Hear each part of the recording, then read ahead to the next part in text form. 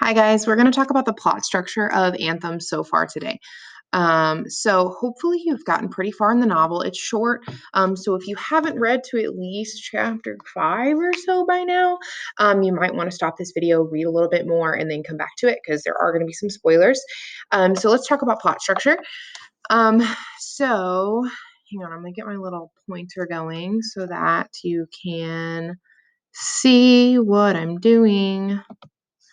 Okay. So, sorry, trying to figure out how to work this. Okay, so if we want to look here at the exposition, so in the exposition we find out about characters, setting, and situation. So our characters are obviously Anthem, or not Anthem, Equality, and his love interest, Liberty. So we figure out who he is, where he is. We find out a little bit about the society. We get their like motto, and sort of what his life mandate is. And the basic rules that he follows. So this is actually interesting because we have sort of an alternate timeline here because of the flashbacks. Um, so um, it kind of ends up going something like this, and then it like converges.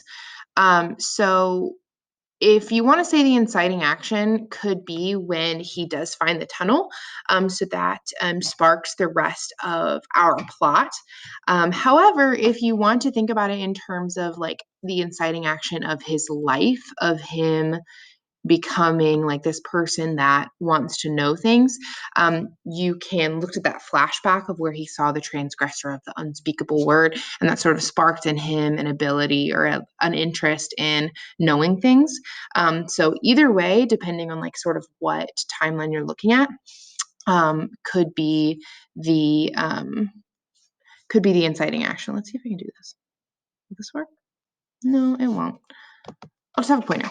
Okay, so the inciting action could be either his finding the tunnel or meeting the transgressor. And then we have all of our rising action of him writing about his experience in the tunnel and meeting Liberty, getting to know Liberty, sort of having that relationship with her. All of that is happening here in the rising action. And so if you think about our climax, if you've read far enough, the climax is pretty clearly when he gets caught. It's like sort of all the climax of the plot is when he gets caught, he gets tortured, he escapes, and he runs away. So he has his encounter with the council, and then he ends up fleeing. So all of that is to say that the falling action then is when he is running away. He's sort of reflecting on everything that happened. Equality ends up finding him around this area, and then they end up living happily ever after. Spoiler.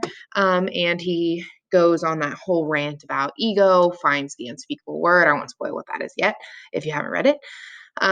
So the if you want to draw your own plot diagram to sort of make that happen in your mind, I also want to talk about the effect of the flashbacks. So we assume that Equality is writing most of the book from his perspective, like in the tunnel, he writes a lot of it.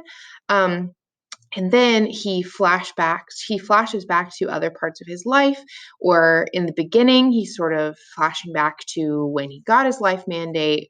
And we assume he's writing in the tunnel about that, like writing the book.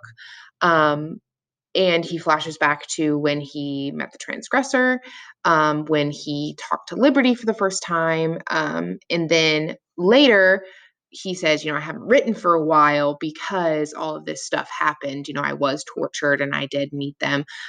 So that's sort of the effect of the flashback too. So I want you to think about, if you have already read it, think about what you read. And if you are continuing to read it, think about when there are flashbacks.